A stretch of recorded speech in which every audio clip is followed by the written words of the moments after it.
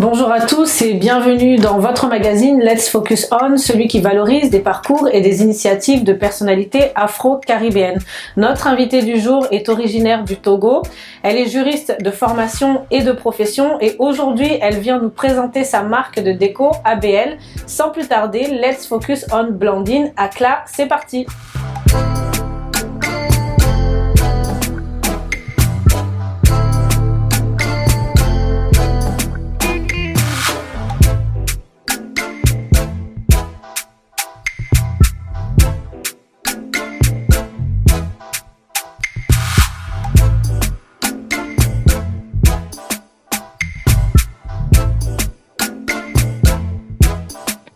Blandine, oui. Bonjour. Bonjour.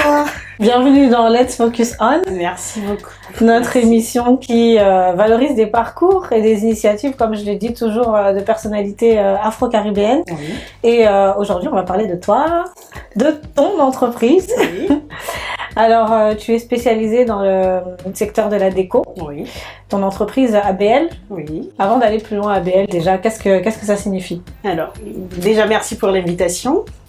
Alors, je dirais que ABL, c'est Ablavi. En fait, au Togo, quand tu es né le mardi, que tu es une fille, on t'appelle Abla ou Ablavi, les natifs du mardi. Du coup, j'ai pris le A, le B et la lettre L pour faire ABL Home. En vrai, c'est ça, ABL Home. C'est une entreprise de décoration. En fait, je ne suis pas décoratrice, mais je propose des produits de décoration. Donc c'est suite à un voyage que j'ai effectué au Togo. Je me suis rendu compte que sur le terrain, il y a très peu d'objets de décoration. Je me suis retrouvée avec les mêmes produits dans la plupart des boutiques. Je me suis dit, pourquoi ne pas faire de l'achat-revente? En vrai, mon entreprise, c'est de l'achat-revente. J'achète des produits de décoration ici que j'envoie au Togo pour de la revente. Donc en vrai, c'est vraiment ça mon entreprise aujourd'hui. Et je travaille également avec des décoratrices ou des gens qui souhaitent décorer leur maison, des gens qui construisent des immeubles ou qui sont dans l'immobilier. Je travaille encore avec ce genre de personnes aujourd'hui. D'accord. Alors, tu as dit beaucoup de choses, mais je vais essayer de revenir un peu sur tout ce que tu viens d'évoquer. Oui. Donc déjà, avant d'aller plus loin, parce que tu as parlé du marché au Togo, peut-être de la décoration qui n'est pas totalement développée aujourd'hui. Mais avant de rebondir sur ce point-là, d'où vient ta passion pour la déco? Alors, j'ai toujours été passionnée par les belles choses, on va dire, et surtout la décoration. C'est quand je suis arrivée en France que je me suis rendu compte qu'il y avait pas mal d'objets avec lesquels on peut décorer la maison. C'est vrai qu'en Afrique, chez nous à la maison, on décore plus avec les statues à l'africaine, ce genre de choses. Mais ici, je me suis retrouvée dans un monde qui me passionnait vraiment et dont je me suis intéressée à des objets de décoration. D'accord. Voilà, c'est ça. Alors, tout à l'heure, tu as dit, donc tu achètes, tu revends. Oui. Ton entreprise est basée physiquement au Togo, toi en France. Oui. Comment est-ce que tu gères? Explique-nous un peu. Je vais vous expliquer. Alors, c'est une entreprise en ligne, on va dire. C'est de la vente en ligne. J'ai une page Instagram que j'alimente très très souvent. Et je travaille avec ma petite sœur qui habite au Togo. Et donc, moi, j'achète ici, j'envoie au Togo et elle se charge de la vente. Moi, je discute avec les gens qui m'écrivent sur la page Instagram et tout. Et donc, moi, je les redirige vers elle sur un numéro WhatsApp pour pouvoir faire les livraisons. Donc, pour l'instant, on est encore à ce niveau, mais il y a de belles choses qui vont venir très très bientôt. Quel est le style de ta déco? Parce que du coup, tu viens de nous expliquer que tu achètes ici, tu revends au Togo. Quel est le style de ta décoration? Est-ce qu'on est sur de l'afro? Est-ce qu'on est sur de l'occidental? Comment tu définis toi ton style de déco? Pour l'instant, on est purement sur l'occidental. Tout ce qui est bohème, scandinave, un peu de tout ça. Et je réfléchis à me mettre un peu sur la déco africaine également. Mais ça, il faudrait que je sois sur le terrain afin de pouvoir développer ce genre de produit. Et comment est-ce que justement ton projet est accueilli au Togo? Donc des produits, bon, je sais pas si je peux le dire occidentaux, du coup vendus sur le continent. Comment est-ce que ta société, ton projet est accueilli au Togo? Les gens, ils aiment bien.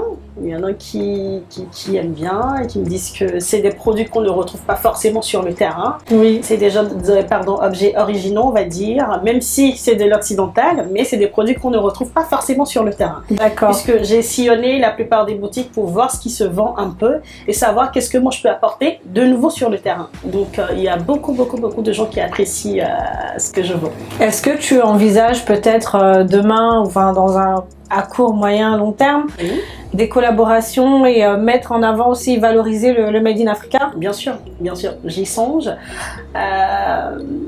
Très prochainement, je vais retourner encore à Lomé et là, je prendrai le temps d'aller regarder chez les petits commerçants, les entrepreneurs, ceux qui travaillent, qui font de la poterie par exemple. Je peux travailler avec ce genre de personnes qui peuvent me proposer des vases que je peux revendre sur ma page. Ça, c'est une très bonne idée à laquelle j'ai pensé. À laquelle tu as pensé, donc oui. Peut-être un appel aussi à tous nos artisans locaux. Je vais me faire un petit clin d'œil sur Voilà, ma page. ABL est ouverte à des potentielles collaborations, donc voilà, n'hésitez pas. Oui. Alors, comme je le disais tout à l'heure, ton entreprise physiquement au Togo, donc toi physiquement à Paris, Oui. j'imagine donc que ça sous-entend un potentiel retour au pays. Bien sûr. Bien sûr. Il est vrai que je suis arrivée en France en 2014 pour terminer mes études et retourner. Mais finalement, je suis restée parce que j'ai eu une belle opportunité à la fin de mon alternance. Donc, je suis restée et ça fait 3 ans que je travaille dans les assurances. Mais avec la crise sanitaire, il est vrai que ça m'a fait beaucoup réfléchir et je songe à rentrer chez moi et contribuer au développement de mon pays. Voilà. D'accord. Alors, avant de parler mobilité vers la France, Oui. retour vers l'Afrique, j'aimerais revenir sur ton parcours en tant qu'entrepreneur. Donc là, tu viens de nous expliquer que tu travailles dans les assurances. Oui. Donc tu as fait d'abord initialement, si j'avais bien compris, tes études à Dakar. Oui. Tu es arrivé en France. Oui. Et quel a été ton parcours avant justement ABL? Avant ABL, c'est vrai que je viens de Dakar. J'ai fait 3 ans d'études à Dakar dans une école française. Donc on avait suivi des programmes français. Ensuite, je suis arrivée en France pour ma maîtrise et mon master 2. Et donc, oui, voilà, j'ai fait un master en droit. Ensuite, j'ai eu mon master. Et après, pour trouver un contrat, ça a été très compliqué. Donc, j'ai dû me réinscrire dans une école d'assurance pour pouvoir refaire un autre master 2.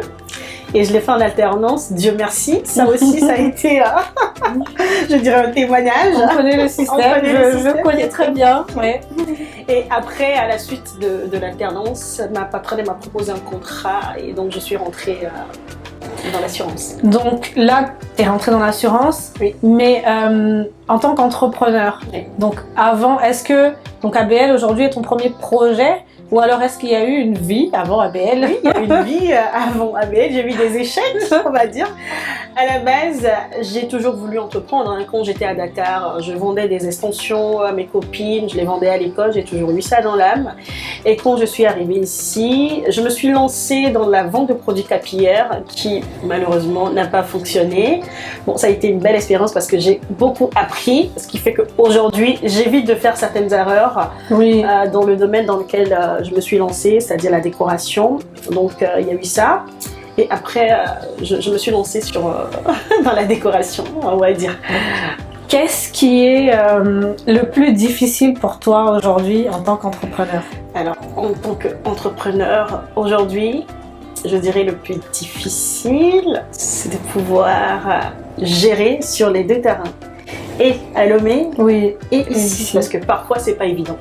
Je travaille avec des gens qui n'ont pas forcément la même vision que moi et parfois on se retrouve à quelques prises de bec, ça c'est vraiment pas évident. Mais c'est des choses qui arrivent quand on entreprend. Il y a ce souci-là et parfois, par exemple, la logistique. Pour transporter les produits de la France, en Afrique aussi, parfois c'est délicat.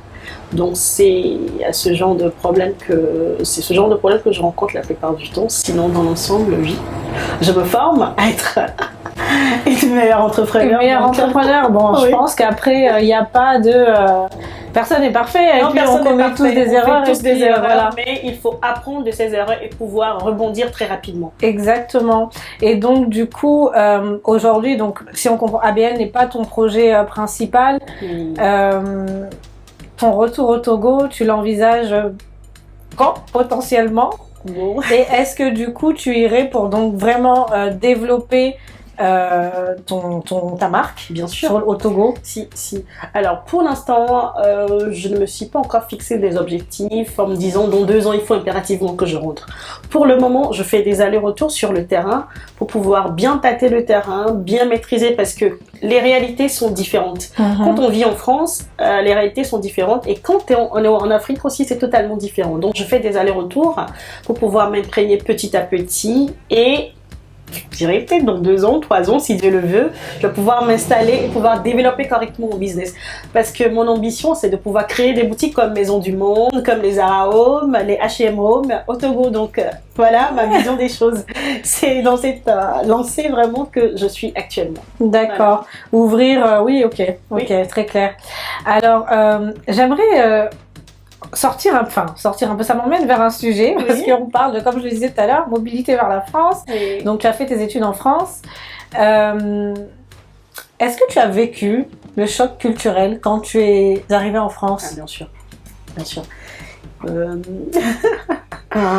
J'ai vécu ça. C'est un problème culturel, c'est un problème d'intégration qu'ont la plupart des étudiants qui arrivent. En France, on est confronté à pas mal de problématiques, surtout le problème de l'intégration. Parce que moi, je suis arrivée quasiment en cours d'année parce que j'ai eu un petit retard. Donc, quand je suis arrivée, les cours avaient déjà commencé. Donc, il fallait que je rattrape ces cours-là. Et ça a été très compliqué de m'approcher des gens. Parce qu'il y a le problème de peau, on va dire. De peau, c'est dur d'être une femme racisée. Oui, voilà, c'est vraiment dur. Donc oui, c'est ce genre de problème qu'on rencontre la plupart du temps quand on est en France. Et se pose aussi la question du changement de statut d'étudiant ou salarié. Ça aussi, c'est très compliqué. Les entreprises ne sont pas forcément favorables au changement de statut, ce qui bloque la plupart des étudiants. On est diplômé, on est intelligent, on est comment je peux dire, on est compétent, mais le blocage se trouve parfois là et on te prend pas juste parce que ils veulent pas te faire le changement de statut. Donc voilà en gros les problèmes auxquels on est confronté la plupart du temps. Et surtout, il y en a qui arrivent et ont des problèmes de logement. Donc il y a pas mal de problématiques lorsqu'on arrive en France, mais il faut avoir le mental pour pouvoir y arriver. Moi, c'est ce que je dis. On peut réussir quand on a réussi. Quand on a envie de réussir, on réussit. C'est ce que je peux dire. Comment tu as réussi justement à t'adapter, puisqu'on a parlé de choc culturel? Tu as vécu à Dakar, tu es originaire du Togo, tu es arrivé en France. Comment est-ce que tu as réussi à t'adapter à la culture française? Alors, pour avoir fait Dakar, il n'y a pas vraiment grande différence avec la culture française. Donc, il y avait déjà le brassage. Quand on était à Dakar, il y avait toutes les nationalités confondues, les Congolais, les Béninois, les Ivoiriens. Donc, arrivé ici, en gros, c'est en quelque sorte ce petit brassage qu'on retrouve aussi. Mais je me suis habituée parce que j'ai suivi le mouvement, on va dire. Oui. Donc avec le temps, je me suis fait des amis avec qui je traînais, on travaillait ensemble à la bibliothèque et tout. Donc ça a fait que progressivement, je me suis intégrée. Et mis à part ce choc culturel, l'intégration, le temps d'intégration qu'il t'a fallu, oui. Quelle était la vision que tu avais, on va dire, de la France, de l'Europe avant d'arriver ici? Et est-ce que du coup ça a été... est-ce que tu as déchanté ou pas en arrivant? Ma vision venant, les gens ils ont l'habitude de dire que c'est l'Eldorado, pardon, alors que ce n'est pas forcément ça. Il y a des réalités sur le terrain que les gens ne comprennent pas forcément. Mais quand je suis arrivée, j'ai compris qu'en France, il faut vraiment se débrouiller. Il faut être motivé. Parce que déjà, il y a un problème climatique. Il y a la neige, il y a le froid, il y a l'hiver. Donc, ce problème-là aussi, on le rencontre souvent. Et donc, il faut prendre le temps de s'habituer. Se réveiller tôt pour aller travailler, par exemple. Il faut trouver un petit job étudiant. Ça aussi, c'est pas évident. C'est des problématiques que tu ne rencontres pas forcément en étant... à Dakar, par exemple? Oui. Non, pas du tout, parce que quand on arrive en France, par exemple, on n'a jamais travaillé. Tu arrives avec un CV qui est plus ou moins vierge. pour trouver un petit boulot étudiant, c'est très compliqué parce que les entreprises, ils veulent qu'on ait quand même une petite expérience, par exemple, avant de pouvoir travailler. Donc ça aussi, c'est vraiment pas évident pour un étudiant qui arrive en France et qui a envie de travailler, qui a envie d'avoir un petit job étudiant pour pouvoir arrondir ses fins du mois, par exemple. Donc ça, c'est vraiment pas évident aussi. Mais par la grâce de Dieu, on peut y arriver. On peut y arriver. Et alors justement, donc, tu vis en France depuis plusieurs années maintenant. Oui. Donc tu avais ta vision de la France, comme je le disais, de l'Europe avant d'arriver ici. Tu vis en France depuis plusieurs années.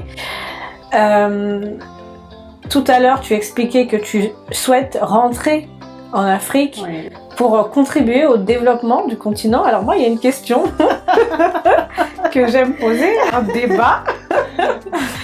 J'entends souvent dire, donc souvent on est critiqué parce que on nous considère, enfin les gens pensent que nous, ici au sein de la diaspora, on se considère comme étant des sauveurs à vouloir retourner sur le continent. Beaucoup, malheureusement, c'est vrai que beaucoup ont cet état d'esprit-là. Quel est ton positionnement toi par rapport à ça? Alors, moi je trouve que c'est un faux problème parce que la question ne se pose vraiment pas. Un faux débat. Ça, c'est vraiment un faux débat parce que moi aujourd'hui, je considère que la jeunesse africaine est consciente du potentiel de l'Afrique. Et donc, un expatrié ou quelqu'un qui a vécu en France, qui rentre dans son pays d'origine pour contribuer au développement de son pays. Ça ne veut pas dire qu'on est des sauveurs, non, puisque quelqu'un qui est resté dans son pays, qui a étudié, qui a des diplômes, qui a des compétences, peut répondre aux mêmes besoins que quelqu'un qui a vécu en France, par exemple. Donc c'est juste que nous, aujourd'hui, on a la possibilité, ou on a tout à disposition ici pour avoir la formation nécessaire pour rentrer dans nos pays, pouvoir contribuer au développement de notre pays. Donc en vrai, moi je trouve que le débat ne se pose même pas. On n'est pas des sauveurs, on va dire. Non, on rentre juste pour contribuer au développement de notre pays. De notre pays, d'accord. Alors, Blandine, on parle donc de ta marque. Quelles ont été les étapes donc, qui t'ont permis de te lancer dans ce projet-là? J'ai commencé petit, on va dire. J'ai commencé petit. Ça a d'abord été la recherche de fournisseurs ou la recherche des produits qui pourront plaire aux gens. Voilà, ça a d'abord été ça. Ensuite, il y a eu la phase de recherche du moyen de transport pour les acheminer au Togo. Ensuite, j'ai fait des recherches et donc j'ai réussi à trouver un transporteur qui pourra acheminer les produits au Togo.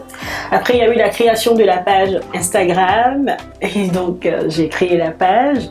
J'ai essayé de faire un peu de pub pour pouvoir avoir des abonnés. Et après, les produits sont arrivés, donc il y a eu la phase d'exposition. À la base, j'avais pensé à faire une petite vente privée qui n'a malheureusement pas eu lieu. Donc après, je me suis dit, bon, je vais foncer. Même s'il y a eu des échecs, je vais foncer. Et quand j'ai commencé à proposer les produits de bouche à oreille sur la page, les gens se sont intéressés. Ça a commencé par là et petit à petit, ça s'est développé. Donc en gros, voilà les différentes phases qu'il y a eu pour pouvoir lancer ta marque. Lancer la marque. Et quel conseil tu pourrais donner? Tu l'as dit, tu as rencontré des difficultés peut-être par rapport à la recherche de fournisseurs et autres. Quels sont les conseils que tu pourrais donner aujourd'hui aux personnes qui, comme toi, aimeraient développer leur business en France, mais aussi sur le continent? Parce que tu l'as dit tout à l'heure, ton ambition est vraiment de rentrer sur le continent et développer ce projet-là. Quels conseils tu pourrais donner? Est-ce qu'aujourd'hui, même j'ai envie de dire, cette mobilité, ce retour sur le continent, est-ce que tu le prépares d'ores et déjà? Bien sûr, si. Ça se prépare petit à petit. On ne peut pas se lever du jour au lendemain, prendre ses affaires et dire non, je rentre dans mon pays. Non, ça ne va pas se faire. Il faut y aller progressivement. Il faut y aller petit à petit, aller tâter le terrain, aller préparer le retour sur le terrain. Par exemple, pour quelqu'un qui souhaite travailler par exemple dans le domaine de l'assurance en Afrique, il ne va pas se lever du jour au lendemain et aller en Afrique. Il faudra déposer son CV en amont, discuter avec les gens qui sont déjà dans le domaine. Donc moi, je dirais à quelqu'un qui souhaiterait se lancer dans l'entrepreneuriat en Afrique, aujourd'hui, de ne pas du tout hésiter d'abord. Il faut avoir un mental d'acier. Il faut foncer. Il faut frapper aux portes. C'est ça. D'accord. C'est vraiment ça, il faut être encouragé, ne pas hésiter à demander conseil aux autres, se former surtout, ça c'est très important. Il faut se former. Il faut vraiment se former pour pouvoir y arriver. Moi c'est le conseil que je donnerais. Que tu donnerais, d'accord. Ne pas hésiter à se former, ça c'est très important. Ok. La formation. La formation, très importante. Alors Blandine, on arrive à la fin de notre échange, mais... On a une tradition dans cette émission. On aime poser des questions un peu insolites. Es-tu prête à répondre à nos questions insolites? Oui, je suis prête. Donc, allons-y pour les questions insolites.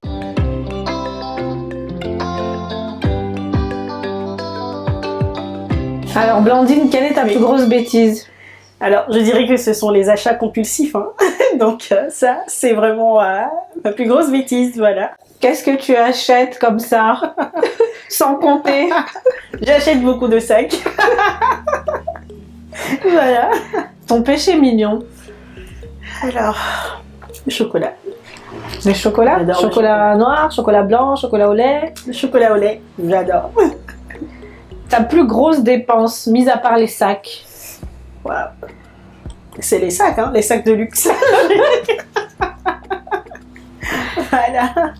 Qu'est-ce que tu détestes le plus dans la vie? Le manque de respect. Ça, je déteste. Le manque de respect, je déteste. Alors, tout à l'heure, tu nous as dit que tu travaillais dans les assurances. Oui. Est-ce que ça t'est déjà arrivé de te fâcher très fort contre un client? Oui. Insulter un client? Alors, insulter, non, mais il y a eu vraiment une prise de bec.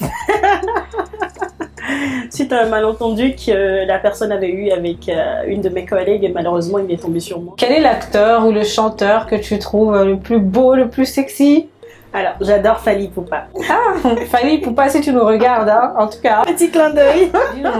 Notre émission touche à sa fin. Oui. Est-ce qu'il y aurait un dernier message que tu souhaiterais porter aujourd'hui, du coup, à notre audience? Oui. La persévérance. Toujours persévérer dans la vie. Ça, c'est mon dernier message. À présent, je souhaiterais vous faire découvrir l'un de mes partenaires, l'une de mes partenaires. C'est parti pour la découverte de la semaine avec Auré Coiffure.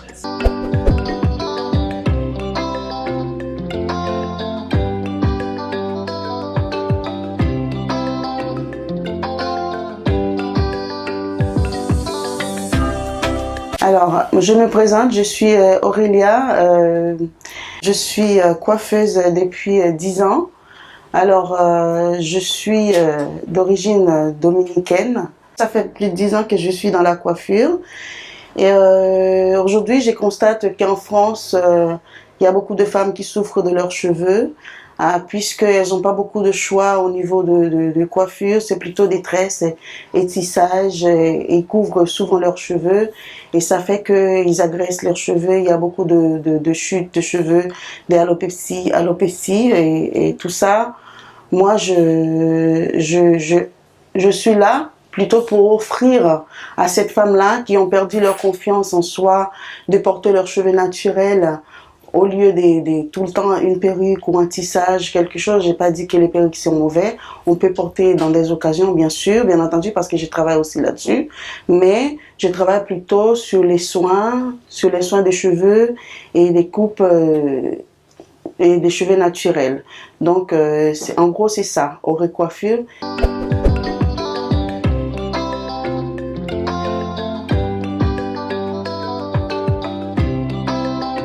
Le type de soins que je propose à ma clientèle, ce sont des soins qui vont apporter de l'hydratation et aussi des bains d'huile, des soins profonds pour pouvoir maintenir les cheveux hydratés pendant l'hiver parce qu'on sait qu'ici en France, c'est pas toujours évident de porter les cheveux au vent. Je crois que c'est l'un des problèmes, c'est pour ça que les femmes, ils le portent toujours avec soit une perruque ou des tresses et plusieurs d'autres soins et comme des soins, disons, qui viennent de mon pays, justement, des produits qui sont très très efficaces pour les cheveux.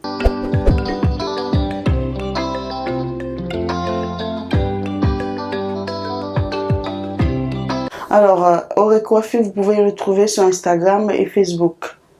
On va se quitter sur ces mots. Merci à mon équipe. Merci également à tous mes partenaires, à l'Institut Gillette Load qui nous accueille aujourd'hui dans ses locaux. Merci à Sadi Art Création, Adewear, ainsi qu'à Auré Coiffure et à l'agence Specimen. Rendez-vous la semaine prochaine sur votre chaîne Vox Africa.